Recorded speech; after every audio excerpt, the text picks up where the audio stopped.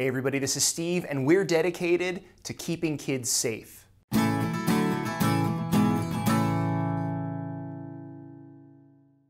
At Y2AM, the Department of Youth and Young Adult Ministries of the Greek Orthodox Archdiocese of America, we've spent a lot of time developing a clear and compelling vision of ministry. No frills or gimmicks, simply introducing young people to Christ and inviting them to live out their relationship with the Lord in the church. And to really follow through with that vision, to create spaces where young people can encounter Christ and experience a taste of His kingdom, we need to make sure that our youth ministry programs and events are safe. Safe from abuse and scandal, to protect what God finds precious, from wounds that can destroy our communion with God and neighbor. Youth safety is about creating a healthy environment with healthy boundaries, a space grounded in Christ and oriented towards His kingdom.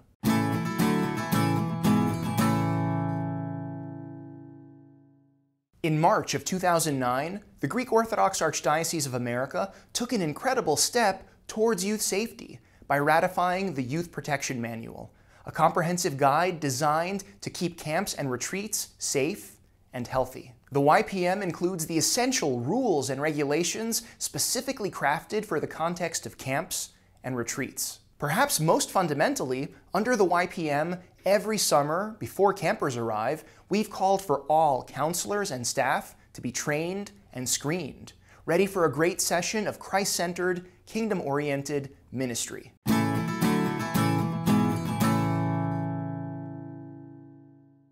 As great as the YPM is, and as huge a step forward as it was for the Church, unfortunately it's narrowly tailored to camps and retreats. That means it doesn't apply to things like Hope and Joy and Goya groups, Sunday school, dance groups, basketball and volleyball programs. The list goes on. The vast majority of youth ministry programs and events are simply not covered by the YPM. For years now, parents and youth workers and clergy across the Archdiocese have been reaching out to us and begging us to do more for the safety of our kids and for the health of our youth ministry programs and events. And you're right, it's past time for us to do more.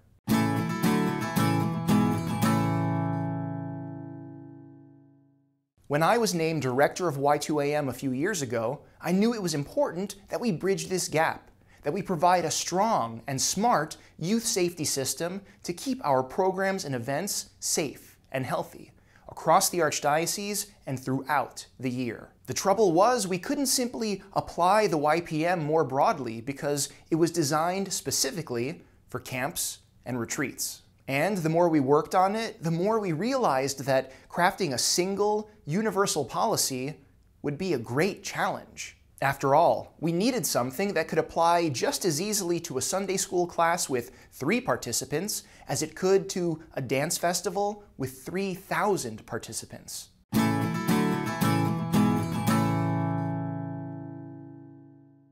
For 2 years, we researched the youth safety policies of other religious groups and nonprofit organizations.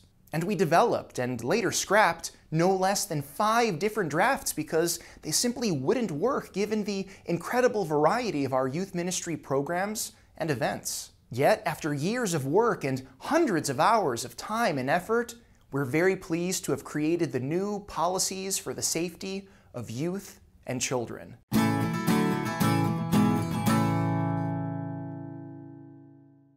The policies are the next big step forward in youth safety, in ensuring that not just camps and retreats, but all youth ministry programs and events across the Archdiocese are safe and healthy places where young people can encounter Christ and experience His kingdom. The policies are the universal rules and procedures that are going to govern youth safety across the Archdiocese. It's a clear, straightforward, and necessary set of regulations that can and will be implemented everywhere we do youth ministry to make sure that our programs and events are safe and healthy.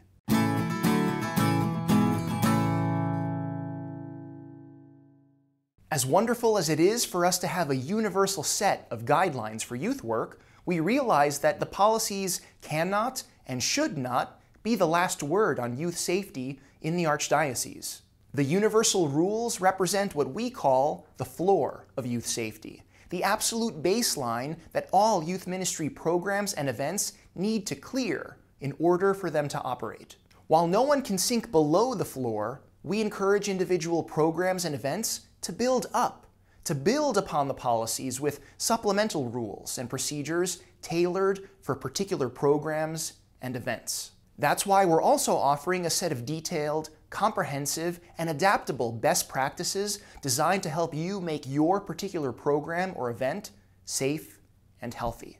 Because of the incredible variety in youth ministry programs and events, best practices are going to vary depending on the number of participants or the location of the ministry and a host of other variables. That's why we're in the process of revising the YPM, transforming it into a camping supplement to accompany the policies and address the specific concerns of camps and retreats.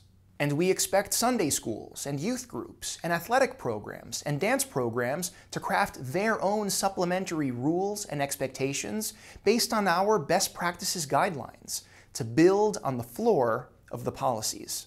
With that in mind, let's take a closer look at what exactly that floor is by taking a closer look at the universal policies.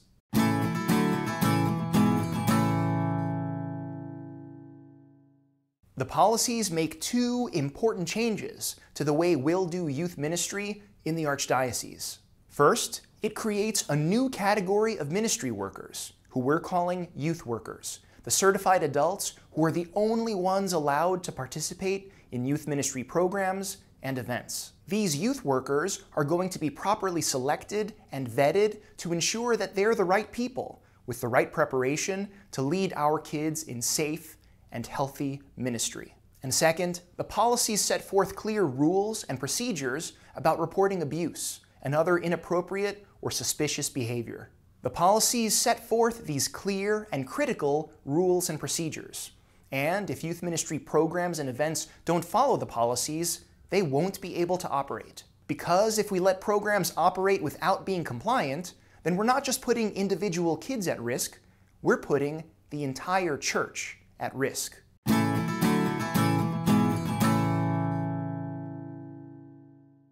Under the policies, we're going to get more serious and intentional about who we bring in to lead our youth ministry programs and events. Under the YPM, every summer camp counselor is trained and screened, and this is a big part of the success of summer camp programs. We know exactly who's ministering to our kids, and we prepare them to do so. So, under the policies, we're going to apply this principle to all youth ministry programs and events, and we're going to ensure that youth workers are the only adults who can participate. To become a youth worker, a person has to do 3 simple things: register at their home parish, complete the required training, and successfully complete the required background screen. First, registration allows us to identify who's working with our kids, to know them, and know how to contact them. Second, training allows us to make sure that the people who minister to our kids are prepared to do the job and to do it well. This training will be offered to each and every potential youth worker for free by the Archdiocese. And third, screening ensures that the people who are participating in our youth ministry programs and events have been appropriately and thoroughly vetted. Once a person completes this simple 3-step process, he or she will be a youth worker and eligible to participate in youth ministry programs and events.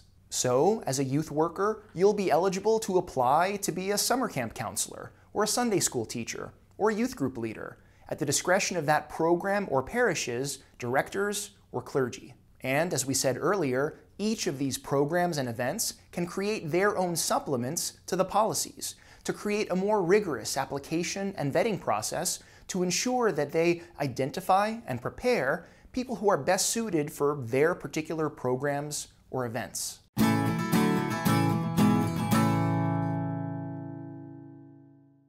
Of course, once youth ministry programs and events are up and running, we'll need to ensure that abuse or other inappropriate or suspicious behavior is reported clearly and promptly. That's why the policies include clear guidelines about the mandated reporting of abuse and suspected abuse, both to leadership within the church and to state authorities. Consistent with the law, the policies require that all youth workers report both abuse and suspected abuse to state authorities.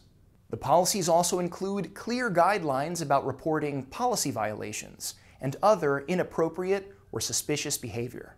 Even though these behaviors don't rise to the level of mandated reporting laws, it's important to make sure that church leadership is aware of potential issues that might be developing.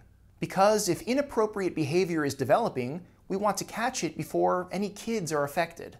And if it turns out that nothing inappropriate was happening after all, we want to make sure that we clear up even the appearance or suspicion of such behavior. We don't want any suspicious behavior being kept in the shadows, and we want all of our youth ministry programs and events to be completely above reproach. When parents entrust their kids to youth ministry programs and events in the Archdiocese, we want them to be absolutely confident that their children are in for a safe, healthy, and Christ-centered experience.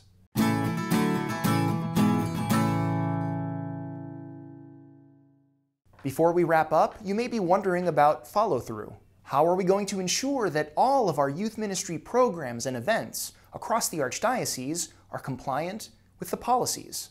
Ideally, we'd be able to create an office at the Archdiocese dedicated to compliance, but unfortunately, at this time, we simply don't have the resources to do that. Make no mistake, tracking enforcement at a central level is going to be a massive undertaking. Some estimates suggest that we may have as many as 5,000 or 10,000 people involved with youth ministry programs and events across the Archdiocese. So how do we handle this? This was another of the challenges we faced while drafting the policies. And after lots of careful thought and deliberation, we created a 3-step process to help us track compliance every year. First, an administrator at the parish will assemble a roster of all the parish's youth workers and send a certification letter to the metropolis or district Y2AM director. The letter will explain that the only people participating in youth ministry programs and events at the parish are the people in the attached roster, and that all of the youth workers have been registered, trained, and successfully passed their background screen. Second, the district or metropolis Y2AM director will send a letter to me, the Archdiocesan Y2AM director. This letter will include a roster of how many parishes have sent in their certifications, and explain that the district or metropolis Y2AM director has completed a random spot check to help confirm that there are no issues or gaps in compliance in the district or metropolis. And third, I'll send a letter to the legal committee of the Archdiocese. This letter will include a roster of the direct Archdiocesan district and the metropolises, and explain that my office has completed a random spot check to help confirm that there are no issues or gaps in compliance across the Archdiocese. And that's it. Working together, each taking on a little bit of this project, we'll be able to proudly state that all youth ministry programs and events across the Archdiocese are safe, healthy, secure, and fully compliant with our new policies for the safety of youth and children. Everything I've described for you is in our new policies for the safety of youth and children. The policies are still just a draft. We've submitted them to the Synod for their review and approval, and we're still waiting on that. And either the Archdiocesan Council or the Clergy Laity Congress will need to approve them as well. In the meantime, I ask you to please pray for the great ministry work that's happening across the Archdiocese. Pray for our youth and young adults, our parents and families, our ministry workers, our clergy, and offer your support to important new initiatives like the new policies for the safety of youth and children. Thank you very much for your time and attention, because I know this has been a lot. I believe very strongly in our youth ministry programs and events. And I believe that if we're really serious about bringing young people to Christ, then we need to create safe and healthy environments that will allow this important work to happen.